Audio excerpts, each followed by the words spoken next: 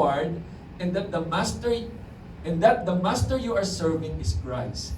But if you do what is wrong, you will be paid back for the wrong you have done, for God has no favorites. The Lord bless us upon the reading of His Word. Alam niyo, napakahalaga po na yung mga testimony natin, yung ating mga patotoo bilang mga as followers of Jesus, no? As Christians, alam niyo, hindi lang dapat to limited, or it should not only be demonstrated among our families, loved ones. Hindi lamang dapat nakikita ang ating testimony sa loob ng simbahan. No? Dapat nakikita rin yung ating testimony as Christ followers, most especially sa ating workplace. No? Dapat nakikita yun doon. Hindi lang yung pagdating sa simbahan, syempre, ang babait, di ba? Parang babait natin. Sister, di ba? Di ba? Ganun, di ba? Tatakasan tayo. Talaga naman totoo yun, di ba? So, dadalhin natin yun sa, sa bahay. At sa bahay, dala natin yung ganung blessing, di ba? Yung anointing. Bakit ba kayo? Yan, di ba? Pagdating ko sa opisina, dapat ganun din. Hindi pwedeng hiwalay. Ang bait mo sa church, ang bait mo sa bahay. Pagdating sa opisina, di ba? Late na naman kayo, Wala nyo, kristyano ako. Di ba? So, dapat balance yun. No? Lalo na ang mga patutuo natin, dapat binabalance natin. Okay? So, how to find fulfillment in our work? Okay? Ngayon, we need to see why we are doing what we are doing. Then we will be happy with our jobs. Dapat makita natin kung bakit natin ginagawa at bakit natin ginagawa. Ba't tayo naghahanap buhay? No? Mamaya papaliwanag ko yan. So, dalawang bagay ang gusto kong i-share sa inyo. When we work, o i-personalize natin, when I work, I must work with, number one, with a right objective. Okay? Second, I must work with a right motive. Yan. Okay, simulan natin. Unang-una, pag ako ay naghanap buhay, pag ako ay nagtrabaho, di ba, I must work with right objective. Ang sabi doon sa verse na yun, slaves, obey your earthly masters in everything you do. Try to please them all the time, not just when they are watching you. Serve them sincerely because of your reverent fear of the Lord. Okay? Ngayon ang tanong, kasi si Paul ang sumulat nito, si Apostol Pablo. He wrote this letter to the believers in Colossae. Okay? The church in Colossae. Okay? Nung panahon ni Apostol Pablo, maraming alipin nun. Under Roman Empire sila. In fact, 50% ang naghahanap buhay ay mga slaves. Okay? Ngayon, listen to this. But Paul talked to the slaves of that day the same way he would talk to the employees of our day. Okay? Kasi ganito po, Kung naisipin na, ay, mga slaves, mga alipin yan, yan yung mga pinaparusahan, inuutusan, yung ba yun? Hindi. Yung mga slaves ba, ito ba yung mga unskilled jobs? No. Yung mga slaves during that time, those slaves during those times were doctors. They were nurses, teachers, engineers, architects. Nakuha niyo? Okay? Kaya, that's why we believe na yung principles from these verses that will apply to our present situation. No? So the master na binabanggit dito, they are the employers. Okay? And the slaves represent the employees. Nag-guess natin? Okay? So, gets po natin, ha? So, ina-address dito, tayo yung mga employees. Ang master sila yung employers. So, kaya itong principle nito will apply to our present situation. Itong passage nito will give us following objectives or instructions in order for us to find fulfillment in our jobs as Christian employees. Yan ha, very specific ako ha. Bakit? Because Paul was addressing this letter to the church in Colossae, sa mga Christian. So, sa mga Kristiyanong empleyado, at sa atin lahat yun, it applies to all of us. Remember, this is from the very Word of God. Sa salita ng Diyos ito. Okay, tingnan natin. Sabi nga dito, when I work, I must work with right objective. Okay? Ano yung mga nakasulat dito? Ayan o. In fact, ginuhita ko na nga eh. O number 1, obey your earthly masters in everything you do. Okay? So, pag sinabing obey, it means, sumunod sa Tagalog, obey means obey. Kailangan ko pang paliwanag yan? Pag sinabi ni boss mag-OT, ano? May choice ka ba? Wala, di ba? Kasi Christian ka eh. Di ba? E paano kung wala kang pasok sa Sabado, biglang pinapasok ka? Ano to? Talaga, wala na, away na to. Pastor, ganun ba? Di ba? Di baka naman pinapapasok ka dahil may mga deadlines. Di ba? Lalo nasa Dubai ka, sabi ko, wala naman tayong choice. At lalo-lalo na, kung huwag ka magagalit kung papasokin ka Sabado, in the first place, alam mo na nung pumirma ka na may Sabado ka. Oo nga pala, may Sabado nga pala. Kalimutan ko, Pastor. Di ba? So, ibig sabihin, we have no choice. Pero, ang ilan naman pinapayagan, for example, yung mga kasama natin na naghahanap buhay sa bahay, no? Marami sa atin naghahanap buhay sa bahay, no? Noong tayo ay may encounter, di ba, pasok lang nila, ang off lang nila Friday, di ba? Eh, yung encounter natin, tatama ng Saturday, di ba? Thursday, Friday, and Saturday. So, paano yun? So, ang ginawa ko, gumawa ko ng letter. Marami, lahat sila, yung mga nasa bahay, sabi ko, ito may letter tayo para makiusap sa mga amo. Alam nyo, pinapayagan naman sila. Kasi kalahating araw, babalik naman sila eh. So, palagay ko naman, may mga ganong provision na papayag rin yung mga amo. No? So, yung ilan talagang mahigpit at wala tayong magagawa, but sabi dito, we need to obey. Okay? So, ngayon, sabi ko nga, susunod lang tayo as long as hindi magiging labag sa batas. As long as it is legal. As long as, what if kung illegal at immoral? Yan. We need to draw the line. O, halimbawa, sekretary ka, di ba? O, Arlene, kunyari, sabihin sa'yo ng boss mo, naku, naniningil na yung sabihin mo, wala ako dito, natawa. Ano sasabihin mo? Wala daw siya. At least, hindi ka nagsinamaling, di ba? Wala ka ng trabaho bukas. Pero I hope walang darating sa ating ganun pagkakataon. But I remember one time, somebody asked for a counsel sa atin po. Kasi nga, matagal na po siya sa Dubai and finally, may mag-hire sa kanya. Babae po ito, single na may tsura ho siya, matangkad. Nagpa-counsel siya sa akin kasi sabi niya, wala naman po sa usapan namin kasi pinangakuha na siyang bibisahan. Eh, ang sabi niya, wala naman pong sa usapan namin na may Sabado ako papasok. Pinapapasok po ako every Saturday. Sabi ko, ano ba ang issue sa inyo? Eh, kasi po, Pastor, lalaki po yung supervisor ko, tapos babae po ako, dalawa lang po kami pag Sabado. Okay. So, nasi-sense niya, na parang may interest sa kanya. Sabi niya, Pastor, kailangan ko itong trabaho ko. Tagal na po ako exit. Ito, nangako na po sa akin. Sabi ko, pag-pray lang natin. So, sabi niya, pag ganito na, paano? Hanggang nararamdaman niya na parang, alam niya, minsan na-chancingan siya. So sabi ko, you have to make a decision. Kasi lumampas na yan sa conviction mo. Alam niya, nag-resign mo siya. Sabi niya, kung ganito lang, nag-resign siya. Nag-pray namin, nag-pray. So, after a week, nagkatrabaho mo siya. 4 years na ko siya sa trabaho, na-promote pa. Diba? Alam niyo, may mga ganun na isang siguro iba doon, bahala. Kakapit na talaga.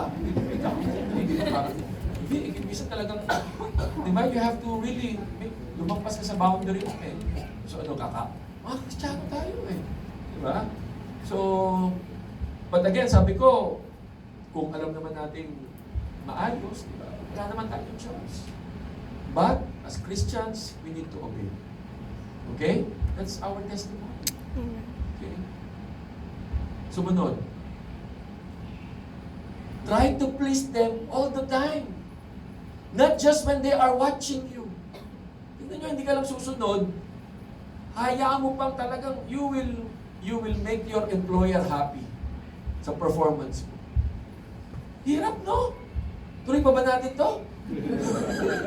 Ibig sabihin, di ba? Hirap na sumunod, di ba? Ibig sabihin, di ba you have to impress your employer. I think that's given no? Lalo na kung nasa sales ka, di ba? May nagsabi nga po, somebody said, people do what is expected, not what is expected. When the boss is away, the employees play. Pag nandiyan, sipag oh. Di ba? Alam mo, busy-busy. Pag wala, nasa Facebook. Mobile Legend, pag wala. Pero pag nandiyan, boss, kape. Di ba? So, sabi bilang mga Kristiyano, bawal yung magpakitang tao. Sabi dito, please them all the time, not just when they are watching you. True. Yung pag hindi ka late, okay yun, hindi ka late, di ba? Lagi kang maaga. Tapos magugulat yung mga ka-flatmates mo. Oh, ba't hindi ka pa papasok? Nandito ka pa, ano na, late ka na. Wala naman si boss sa out of the country. Parang ganun, di ba? So, kasi nga, parang, how do we show our, hindi lang kay boss, pati yung mga kasama mo sa trabaho, di ba? Alam natin, sa loob ng opisina, di ba, hindi mawawala, may mga sip-sip talaga, di ba? Ito, sip kapag wala si boss, kala mo, tutulog-tulog din niya, di ba? May mga ganun pero tayo, hindi tayo dapat magkunwari, di ba? Okay, listen, we are not to work hard for the sake of appearance. Okay? Of course, we need to impress our boss with our work. Kailangan natin yon. Bakit? Kasi nga, it is good, it's a good impression and it is important for our promotion. Tama lang yun, di ba? Naghahanap ka ng promotion, di ba? Dapat you have to do your part as well. Di ba? Ngayon, iba kasi yung nagpapa-impress ka, okay, with your output, at iba rin yung nagpe-pretend ka na you are working hard. Niloloko mo lang yung sarili mo. Di ba? Nalala ko yung kwento, may isang kwento po na meron po isang retired person. Doon sa bahay po na kanyang tinitiran, sa tapat po nila, merong construction na ginagawa. So every morning, since retired na po siya, umaga pa lang, alas 7, ilalabas po niya yung upuan niya, mauupo siya doon, magkakape siya, pinapanood niya yung mga construction worker. Wala, trip lang niya yun. So pinapanood niya. Hanggang may napansin po siyang isang construction worker na talagang he noticed a worker who was digging with so much energy. Talagang, sabi niya, sipag nito Umaga pa lang, sabi, napapansin niya, bago pa lang siyang magkape, sabi niya, nandoon na. Nag-uwian na yung ibang mga construction workers, siya nandoon pa rin. So humanga siya. Hamang-hanga siya. Sabi niya, he was really impressed. Sabi niya, I will approach this person. Sabihin ko, magko-compliment ako na galing ko. So, true enough, pinapitan niya yun Sabi niya, paano mo yun? Galing mo nga ako sa'yo. Agaw mo pumasok, late ka umaalis Alam mo, sasabihin ko sa foreman mo yan para naman ma-reward ka. No? Yung construction worker nagulat, sabi niya, what? You mean you are not my supervisor? Mapakitang tao lang pala. But seriously, you need to ask yourself, do you deserve your pay for the day? Is your labor equal to your salary? Are you doing what you are told to do, even if you are not supervised?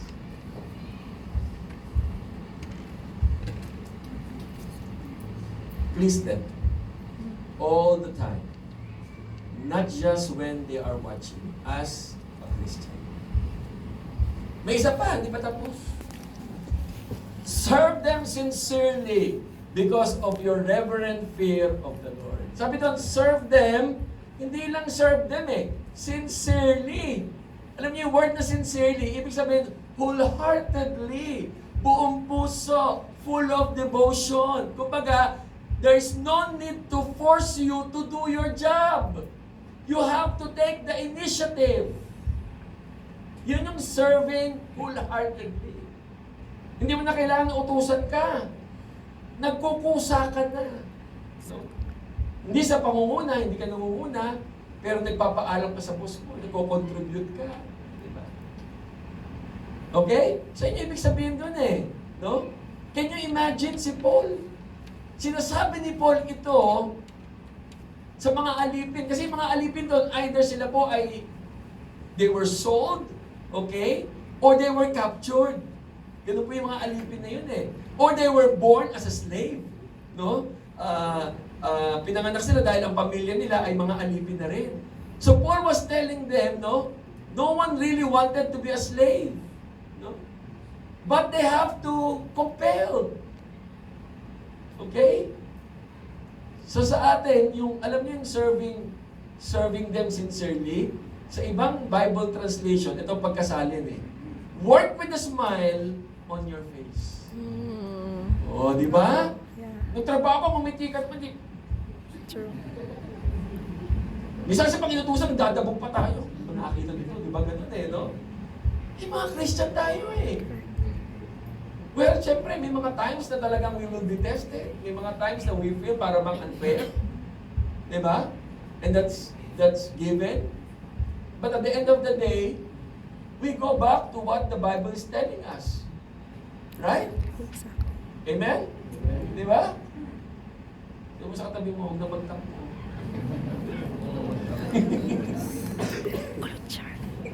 Ba't natin ginagawa ito?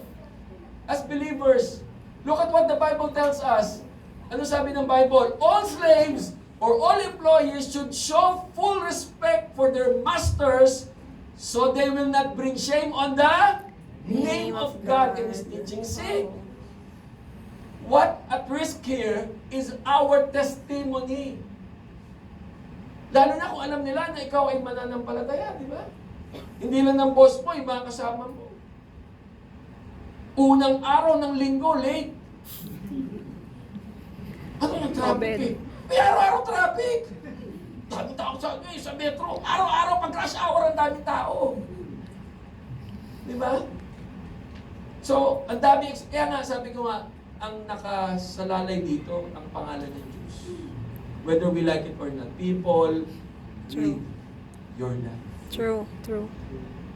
Kaya ganun na lamang ang pangangalaga rin natin sa ating trabaho because we are demonstrating Christ likeness, not just in your church, in our church, not just in your flat, but in your workplace.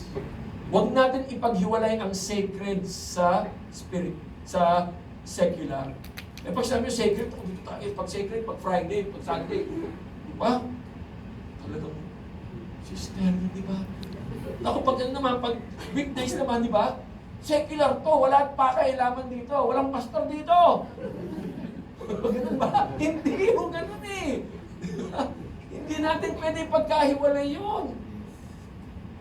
Unang-una, alam ng Diyos. Mamaya, malaman natin kung bakit Kaya nga, napakahalaga na whether we like it or not, this is what the objectives presented to us. And we need to work. We need to do something here. Diba? Sabi nga, ano sabi ng Bible? Poor is he who works with a negligent hand. But the hand of the diligent makes rich. Kung papabayaan mo, ang hindi maghanap buhay, hihirap ka, pero ang mga masisipag, papayamanin ng Diyos. Mamaya, papaliwanag ko pa yan. Tandaan natin, no? We must remember na ang trabaho talaga natin, from the very beginning, talagang, from the very start, since the beginning of the world, alam niyo po, dinisign na ng Diyos na maghanap buhay ho ang tao. Design na talaga tayo magtrabaho. No? Diba sabi ko nga, 70% of our waking hours, we are working. Look at Genesis. Ano sabi sa Genesis? Genesis chapter 2, verse 5. Sabi ni Lord, neither wild plants nor grains were growing on the earth. For the Lord God had not yet sent rain to water the earth. There were no people to cultivate the soil. Meron ng lupa, may halaman na, pero walang magbubungkal. Kasi wala pa rin ulan, kailangan may magbungkal. So ano ginawa ng Lord? Verse 15, the Lord took the man, sino to? Si Adam, di ba? Put him in the Garden of Eden to work it and take care of it. Nilagay ng Diyos si Adan. Ang laki ng Garden of Eden eh. Sabi niya, ang laki din. Ako lang magbubungkal dito. Ako lang ba? Ano magbubungkal ako para sa mga hayop na yan? Masyadong pa naman tao din, di ba? Gagawin ko to para sa unggoy na ito. Ito nakakainis to kabahay nito. So, lahat to gagawin ko. Sabi ni Lord, yes. Why? Because I am preparing the place. Hinahanda ko ang lupa sa mga taong darating. Alam niyo kung ba tayo binigyan ng Lord ng trabaho? Kasi He wants to bless you. May nakita ka namang yumaman na tamad? Wala. He wants to bless you. And not just blessing you, but He wants to bless others through you. Kaya nga yung pinapadala natin sa Pilipinas, lalo na ito magpapasko, sabihin niyo sa mga papadala natin, blessing ng Diyos yan. Orthodox Jews. Makita nila na tayo ang, siyempre ngayon yata talagang naaalala nila tayo. Ano po? Medyo, huwag mo nang Facebook.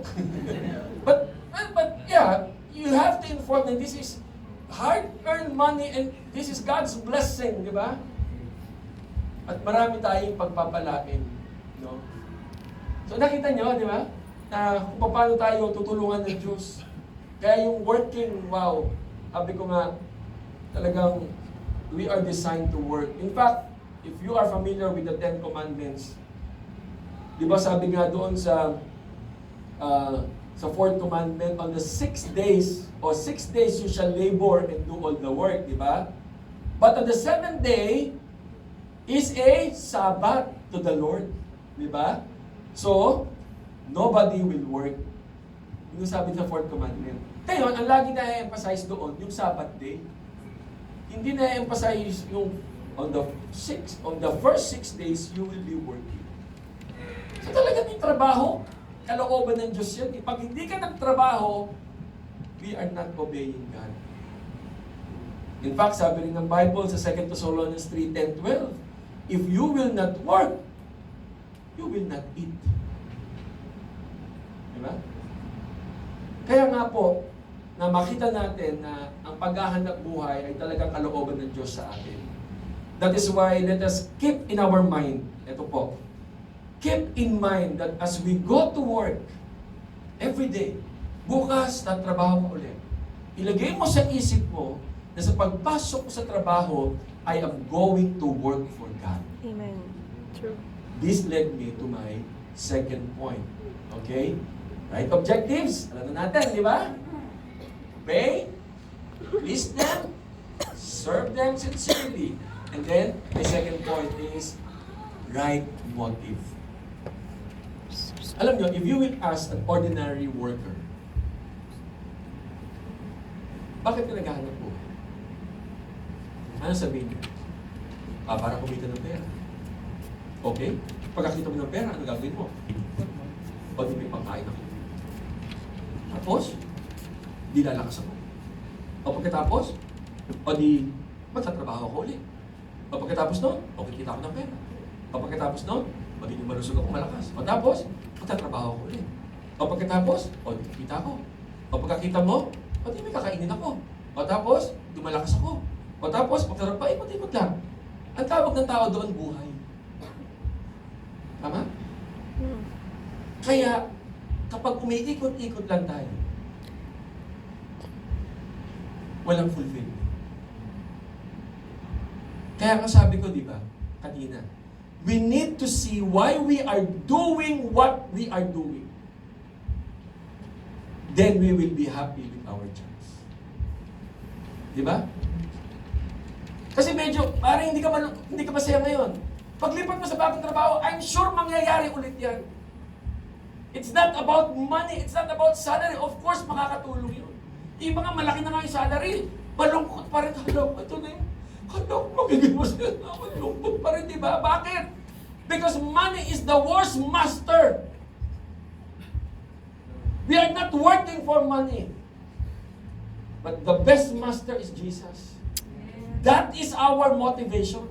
Look at what the verse says. Whatever you do, work it out with all your heart as working for the Lord, not for human masters. As Christian, your employer, our employer is God. Siya yung boss natin. Nag-guess nyo? Diba? Of course, meron ka human boss. Andyan yan, no? Pero at the end of the day, as Christian, the Lord placed you to that company for a reason. Ano sabi pa ibang verse? Working with enthusiasm. Why? As though you were working for the Lord rather than for people. So, nag-gets mo natin? Hello? Kusa ba ako dito? Okay, di ba? Nakuha natin? Kaya nga every time we go out, we go to our job, as Christian, ang mindset natin, Lord, you are my boss here. Mahirap man ito, Lord. Ang sakit sa damdamin man. Sige lang, Lord. Pinag-pray mo yan, di ba? Pinag-pray. Exactly. Iniyak mo kay Lord yan eh. True. Nung binigay na sa'yo, bakit ito, Lord? Iba nga, walang trabaho, ikaw meron eh. Anong gusto mo? Palit? Sabihin nyo lang, pagpe-pray natin mamaya. Palit, basta. Huwag na po. Di ba? Pinag-pray mo yan eh. Di ba? So God placed you there for a reason. Nalagyan sa natin? Di ba? Yun yung verse eh. So He is our motivation. He is our employer. So as we respect our employer here on earth, we respect our employer. Why? Because our real employer is there in heaven. We obey Christ by obeying our employer. Amen. Kaya nga sabi ko, if God is our boss, we will find fulfillment. Ulitin ko, kahit saan ka, magpuntang trabaho, kung mali ang mindset natin, if you're doing it just for the money, may hanggan na yun eh. Pero kapag kay Lord yun, alam mo yun, di ba? Alam mo, nilagay ka ng Diyos dyan kasi may gagawin ka. No? Kasi iba kasi ganito, iniisip na. People think that kami mga pastor, kami lang yung mga nasa full-time. Kami yung only pastors are in full-time Christian service. Mali po yun. As pastor, full-time siya lang. Kami hindi. No, that's wrong. All of us are in the full-time ministry. Exactly. It so happen ako tinawag ng Diyos sa church. It so happen I'm your pastor. But your ministry, let me tell you this. We serve the Lord through our work. And your work is your ministry. True. Kaya paglabas ninyo, mamaya, bukas, pag-ising nyo, you are about to do your ministry. Ministry is not just limited to the church. Ay, usher ako, tutugtog ka pa, ministry ko ito di ba? Yeah. No! Our main ministry is you go out, your workplace is your ministry. That's the mindset. Because your boss is God. No? Kaya minsan malungkot tayo kasi hindi nga natin alam kung ibig sabihin nun. Kaya nga sabi ni Paul, work willingly at whatever you do as though you are working for the Lord rather than Human master. people. Nag-guess nyo? Di ba? So, yun yung ministry natin eh. Tumubol ka ngayon. Ako, yun pala ang ministry ko. Oo. Yun ang ministry mo. Sabi mo sa katabi mo, missionary ka pala. Oo, missionary ka.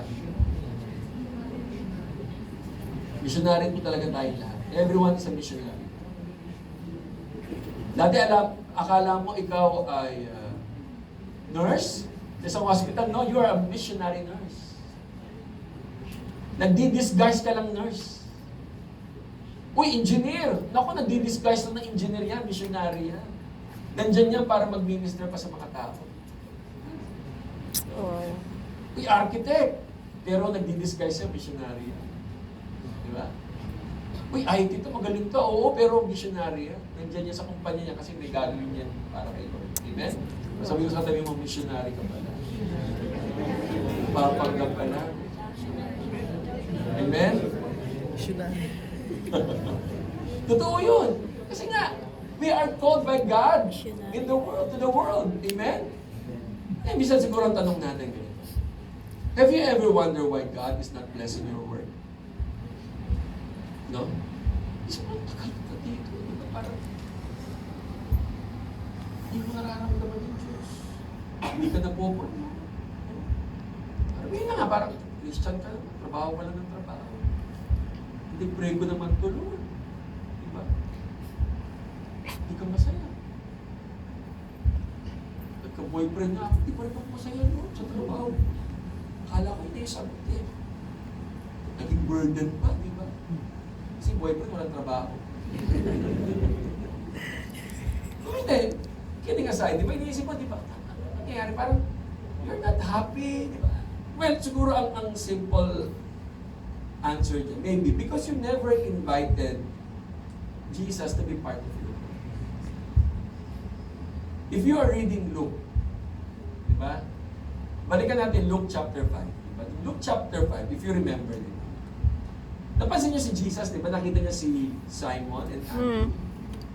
Balikan niyo, di ba? Yung, sabi niya, bakit yung boat walang laman? Di ba? Ano sabi ng dalawa? Master, wala kaming huli. Ganun ba? Sabi ni Lord, hindi. Balik natin sa dagat yung mga yung mga bangka. Sumakay siya. Sabi ni, maghapon ho kami. Nangingisda, Master. Walang huli ho. Kaya nga, balik. Master, professional fisherman kami. Wala akong huli. Kaya nga, ibalik. Binalik nila. Diba? Alala niya, diba? Look time. Pagbalik nila, okay. Sabi ni Lord, ibaba ang lambat. Yung net, throw the net down.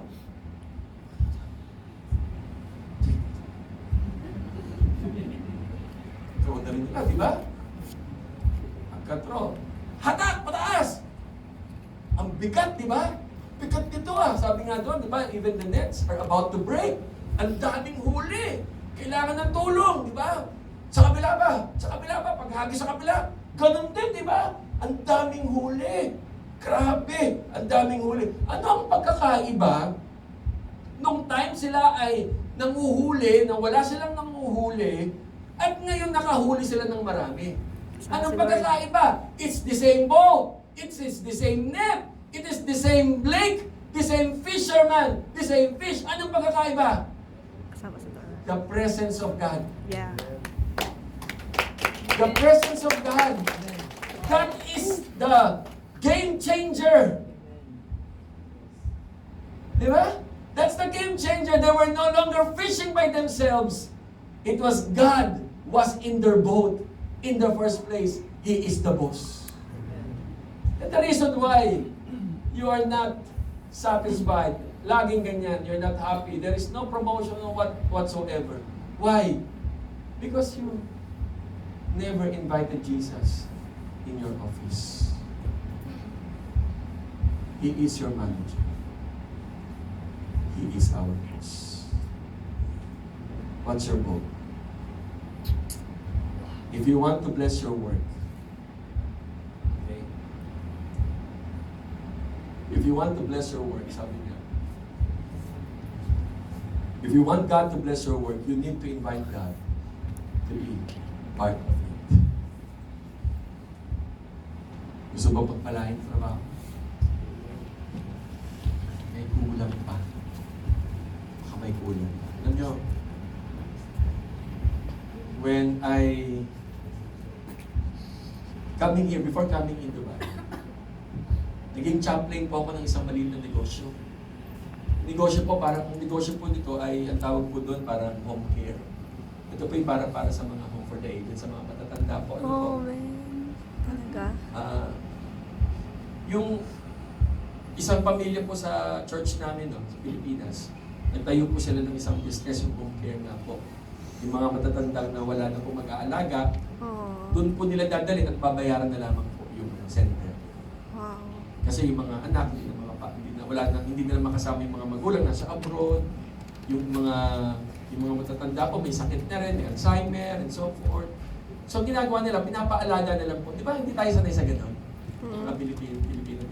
Kaya when I was asked to be the chaplain, medyo masama po yung, nasasaktan po ako. Kasi buhay po yung mother ko, 84 pa yung mother ko, buhay pa eh. Hindi ko ma-imagine na yung nanay ko, dadalhin ko doon. Sabi ko, nalulungkot ako. But anyway, as a chaplain, ang trabaho ko po doon is to, of course, to minister sa mga matatanda, no? Pinag-pray ko sila, may mga sakit po, mga ulyanin. Yung mga ganun, di ba, yung biglang kausapin mo sila, kakilala, at nanay, ano po, Pastor Joy, ay mo, kailan ka babalik next week, o ganyan. Pag nakita ka, nanay, sino ka? Ganun.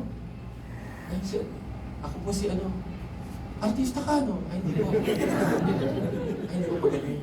Hindi magaling na mo yung pastor. Hindi, hero lang po. Ganyan po yung mga nila. Then I also minister among the nurses, yung mga nag-aano po sa kanila. I minister to them. Tapos meron kaming chapel once a week. So it's a small house around siguro mga 8 oldies, mga nandoon. Tapos after a year, medyo nakaupa ko sila ng bahay. Dumami na po, na-double yung mga pasyente. So, nakaka-minister ko doon. And then, ganun po lagi. Kaya nga po, when I asked them na punta na po ako ng Dubai, gusto, nalungkot sila. Babay na ako sa mga lola, no? Babay na ako sa kanila, sa mga nurses. For 1 year, naging chaplain nila ako doon. That was 5 years ago. So, bago ako umalis, sabi niya, Pastor, may pinag-pray kami lugar. Pero ito po ay talagang faith na. So, nakita ko may lupa doon na pinag-pray namin. Billion po kailangan dyan, Pastor. So, pinag-pray namin. Laking pera. Wala na akong nabalitaan sa kanila. Kamusta lang pag Christmas. Last November, ito lang po, tinag po ako ng may-ari. Sabi niya, Pastor, kung nandito ka lang po, we would like to invite you. Alam niyo yung lupang pinag-pray namin? 2-story building na po ngayon. No? May 60 beds. No? Ganda! No? Ganda talaga, sabi ko, wow. Nagsisimula pa lang kami, parang hindi ko ma-imagine na ganito mangyayari ministry. Okay? Ang ganda, sabi. Alam niyo, tuwa ako, naiyak ako kasi looking back, nung tinayo nila yung negosyo yung business, kasama si Lord. Amen. Wow. Pag sinama mo si Lord, negosyo, kung sinama mo si Lord sa trabaho, alam niyo, hindi tayo mawawalan eh. Diba? Tingnan niyo yung huling verse, no? Tingnan niyo yung huling verse. Ano sabi sa huling verse? Okay? Bro, pakialuhan din tayo. Okay. Sa huling verse, sabi dito, remember that the Lord will give you an inheritance as your reward that the master you are serving is Christ. Ibig sabihin, may gantimpala. There is a reward. Alam niyo, last Friday, no? Doon sa satellite natin sa Sharjah, may tumayo doon, sabi niya. Nagulat ako, sabi niya, I thank God for this. I was promoted. Hindi ko expect ito. Sabi ko, sa kanya talaga, ano ba ginawa mo? Sumunod lang naman po ako, Pastor. Diba? Grabe. Nasabi sa akin ng boss ko, gusto ba ma-promote? Diba? Sino ba? Ayaw doon. Grabe, sabi ko. Pag magiging tapat ka lang, ang Diyos ang magpo-promote sa'yo. Mangarap ka, pero si Lord ang magpo-promote sa'yo. Doon sa Barsha, meron akong na-handle na life group. Sabi nila, Pastor, hindi ko na-expect. 4 years po ako doon sa kumpanyang ito. Assistant po ako ng boss namin. 4 years. Tapos sabi sa akin ng boss ko one day, sabi niya, naiiyak siya. Magkano yung tuition fee ng anak mo? Bakit po? Sasagutin ko na the whole year. Ako ba? Oo. Sandali, may utang ka sa kumpanya, di ba? Naku, patay, nalaman ni boss, sabi niya. Opo, boss. Ilang buwan pa yun? 1 year pa. 1 year pa ako, babayaran ko. Bayad na yun. Basta iyak siya, sabi niya. Basta ganun ba yun? Sabi ko, ganun yun. Si Lord ang gagalaw eh. What I mean, of course, we have our part. God gave us the objective. But we must have the right motive. Amen. If He is your employer, He will be the one to bless you. But wait, look at this. Verse 25. Tapusin natin yung verse. But if you do what is wrong, you will be paid back for the wrong you have done. For God has no favorite. See? May kapalit rin naman